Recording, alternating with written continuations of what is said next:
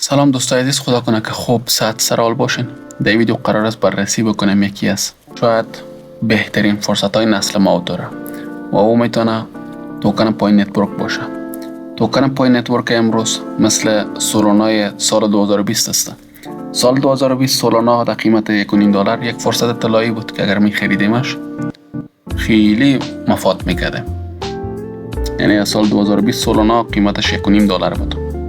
بعد قرار است بریم 4 تا سولانا رو همراه 4 تا پای نتورک یک سر بدیم، ببینیم که چقدر شباهت دارن به هم. شبکه پای نتورک یک شبکه قوی است، یک شبکه است که روش خیلی سرمایه گذاری شده و بعد توکن از این وقتی روی صرافی لست شد، روی صرافی مکسی وقتی ما دیدمش تا قیمت $3 رشد کرده و سقف زده. $3 سقف، بعد ریزش شدید کرده، خیلی ریزش کرده. فعلا در قیمت 17 سنت معامله میشه، حدوداً 90% ریزش کرده.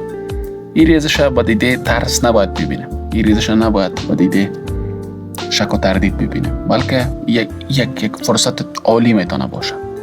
مارکت کپ فعلی پای نتورک چیزی در حدود $2 میلیارد است که اینجا نوشته است، $1.69 بیلیون. حجم معاملاتش فعلا خوب است. مجموع سپلای توکنش 100 بیلیون توکن است. البته از سولانا باز 100 بیلیون نیست، 200 بیلیون هم نیست. لا انتهایی توتال سپلای از او است، یعنی انتها نداره. بی اندازه توکن است. توکن سولانا بی اندازه است. چرا توکن سولانا میتونه تا قیمت نزدیک $300 رشد بکنه و پای نتورک نتونه این کار بکنه؟ پای نتورک حداقل به نظر من تا $10 رشد میتونه بکنه، تا $50 هم میتونه رشد بکنه.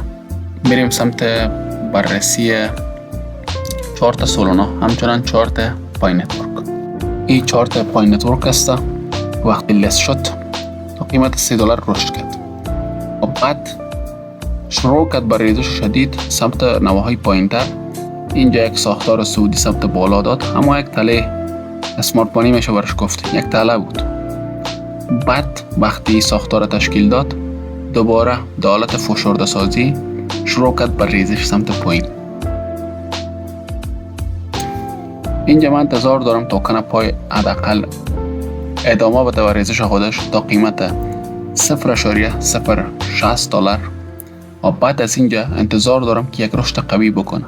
حداقل رشدی که از اینجا میتونه بکنه پای نتورک از قیمتی که ما میخوایم بخرمش که انشالله به قیمت برسه، یعنی تا سقف قبلیش اگر بخواه رشد بکنه حدوداً 4800% میتونه رشد بکنه.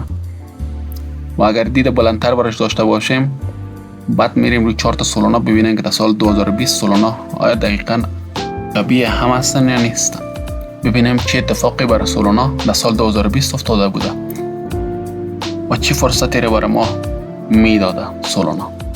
سولانا در سال 2020 وقتی روی صرافی بایننس لست شده بوده، یک حرکت سمت بالا زده بوده تا قیمت $4.94 رشد کرده بوده.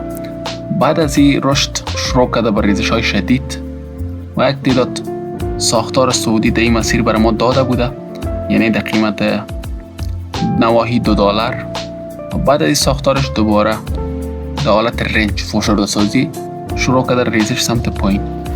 وقتی کف همی ساختار خودش سویت کرده، زده گرفته تا قیمت $1 رو اما دقیقاً $1 ریزش کرده بوده و بعد شروع کرده با یک صعود بسیار قوی سمت بالا. سولانا چی کار کرده؟ وقتی کف خودش دیده، وقتی آخرین کف خودش سویپ کرده، شروع کرده با صعود سمت بالا. حداقل تا سقف قبلیش رشد کرده سولانا که چیزی در حدود 362% رشد بوده و این همچنان به رشد خودش ادامه داد سمت نواحی بالاتر. ببینیم که چند درصد سولانا رشد کرده. یعنی از قیمت $1 اگر رشد شده نظر بگیریم، اگر ما سولانا رو در اینجا می خریدیم حداقل تا قیمت $58 رشد کرده و چیزی در حدود 4977% رشد کرده. این چیزی است که پای نتورک هم میتونه انجامش بده. به نظر من در قیمت $0.06 خریدن سولانا میتونه بهترین تصمیم، بهترین کاری باشه که در کل عمر خود ما انجام دادیم. حداقل $50 اگر بخریم تعداد زیادی از پای نتورک میشه ما اگه حساب بکنم اگر $50 ما پوینت نتورک در قیمت 0.06 دلار بخریم چند تا میشه؟ یعنی اگر بخوایم 50 تا پوینت نتورک بخریم ما در قیمت 0.06 دلار $3 برای ما و شما سرمایه نیاز داره که 50 تا پوینت نتورک از خود بسازیم. و اگر ما بخوایم 100 تا پوینت نتورک بخریم در قیمت 0.06 دلار حدوداً $6 از ما و شما سرمایه نیاز داره. حداقل اگر ما بخوایم 50 تا پوینت نتورک بخریم در قیمت 0.06 دلار که قرار است بیاید و قیمت $3 سرمایه نیاز است. یعنی اگر تو $3 50 تا پوینت نتورک بخری و بعد پوینت نتورک بره سمت $3 تو تبدیل میشه به $150. و اگر تو 1000 تا پوینت نتورک بخری توکنی است که خیلی در قیمت $1 $2 خریده نشه. تو اگر در قیمت 0.06 دلار پوینت نتورک بخری 1000 تا $60 از تو سرمایه نیاز داره. تو میتونی $60 از سرمایه گذاری بکنی روی آینده خود، روی 5 سال آینده خود، روی 10 سال آینده خود، روی پوینت نتورک. به نظر من آینده پوینت نتورک میتونه باشه، حداقل میتونه مثلا سولانا باشه.